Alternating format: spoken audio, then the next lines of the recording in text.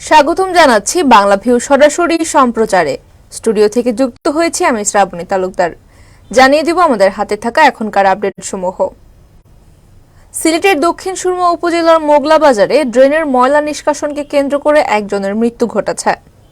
আজ সকাল 10টার দিকে মোগলা বাজার দক্ষিণ নৈখাই গ্রামে এই ঘটনাটি ঘটে।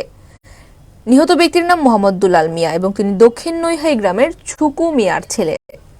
মারামারিতে মৃত্যুর বিষয়টি নিশ্চিত করেছেন মোগলাবাজার থানার ভারপ্রাপ্ত কর্মকর্তা এস.এম. মাইনুদ্দিন।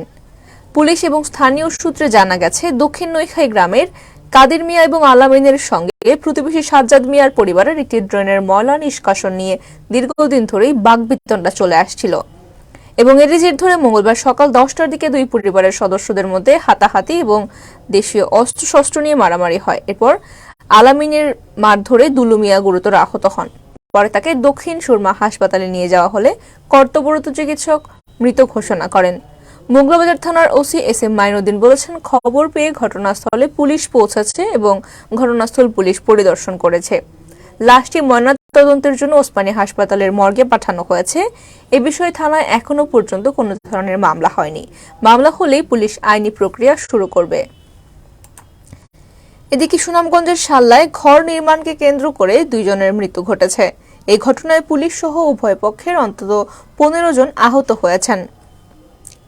মঙ্গলবার বেলা 11টার দিকে সংঘর্ষ শুরু হয়। খবর পেয়ে শাল্লা থানা পুলিশ ঘটনাস্থলে পৌঁছে এবং শাল্লা ইউনিয়নের সাতপাড়া বাজারে একটি ঘর তৈরি করা নিয়ে দুই পক্ষের মধ্যে সংঘর্ষ বাধে। পরিস্থিতি নিয়ন্ত্রণে আনতে পুলিশ ফাঁকা গুলি ছুড়েছে 9 রাউন্ড।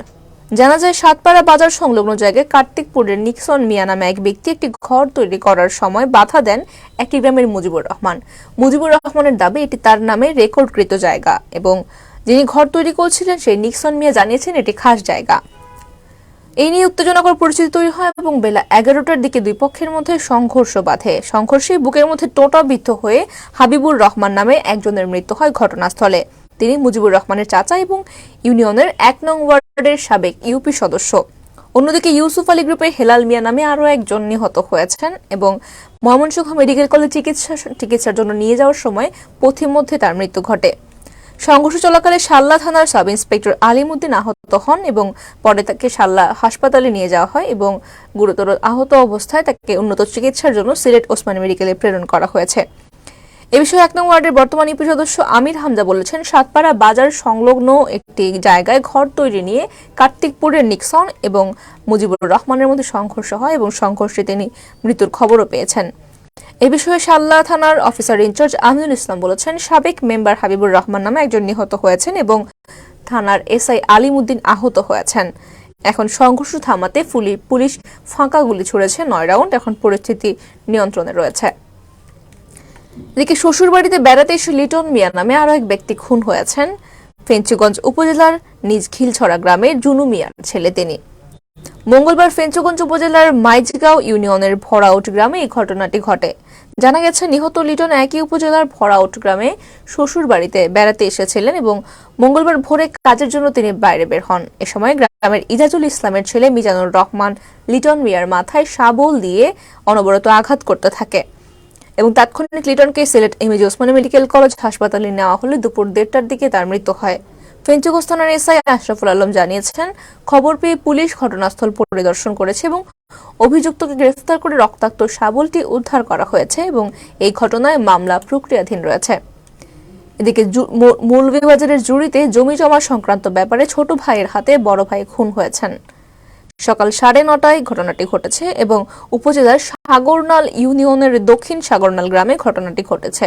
নিহত ব্যক্তির নাম আব্দুল হামিদ। দক্ষিণ সাগরনাল গ্রামের মৃত লতিফ মিয়ার ছেলে তিনি।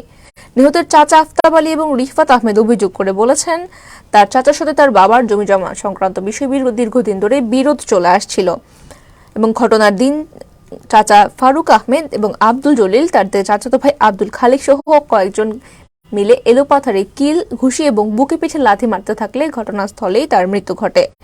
ঘটনার সত্যতা নিশ্চিত করেছেন জুড়ি থানার ওসি মোহাম্মদ মোশাররফ হোসেন। তিনি বলেছেন, লাশ উদ্ধার করে ময়নাতদন্তের জন্য মৌলভীবাজার সদর হাসপাতালের মর্গে প্রেরণ করা হয়েছে এবং মামলার প্রস্তুতি গ্রহণ চলছে।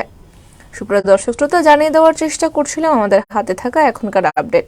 এতক্ষণ সাথে থাকার জন্য সকলকে ধন্যবাদ।